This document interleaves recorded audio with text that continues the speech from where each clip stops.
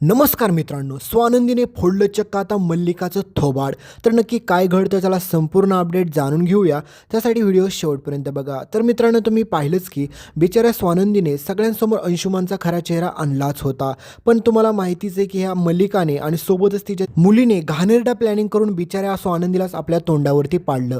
त्याच्यामुळे बिचारा समर देखील खूप चिडलेला स्वानंदीवरती आणि त्याने सांगितलेली एकच वॉर्निंग होती की म्हणला की तुम्हाला माझं कुटुंब तोडण्याशिवाय दुसरं काहीच येऊ शकत नाही, कारण की तुम्ही आमच्या कुटुंबाचा कधी भागच होऊ शकत नाही. तर स्वानंदी ठरवते की काही जरी झालं ना तरी मी अंशुमनला सोडणार नाही. त्याने ज्या प्रकारे जी काही गोष्ट केली ना ही सगळी खरी होती, तरी देखील माझ्यावरती खोटा आरोप त्यांनी लावलाय, तर हे मी सुट्टी देणार नाही त्याला, कारण की त्याने जो पाप केले ना त्याची शिक्षा त्याला होणार म्हणजे होणारच. तर आता स्वानंदी खूप असा भयानक नवीन प्लॅनिंग बनवते, कारण की स्वानंदीला माहीत असतं की हा अंशुमन वाचू शकत नाही. तर ही माजुरडी अर्पिता तुम्ही पाहिलंच की कशा प्रकारे आपल्या स्वानंदीला घराच्या बाहेर काढण्याचा प्रयत्न करत होती.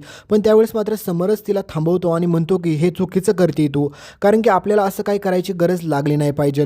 तर आता तुम्हाला पुढे पाहायला भेटेल की ज्यावेळेस मात्र समर हा परत कंपनीमध्ये कामाला जातो, त्यावेळेस मात्र ही मल्लिका नवीन प्लॅनिंग बनवते. मल्लिका ठरवतो की काही जरी झालं, जर स्वानंदी ह्या घरामध्ये राहिली ना तर पुढे कुटाणे होतील.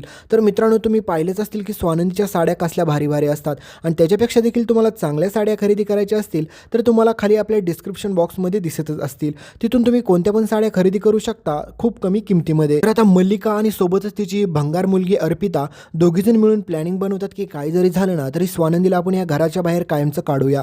एकदा का स्वानंदी ह्या घराच्या बाहेर काढली त्याच्यानंतर आपल्यावरती संशय घ्यायला किंवा आपल्याला ह्या घरातून बाहेर काढायची कोणाची हिंमतच होणार नाही.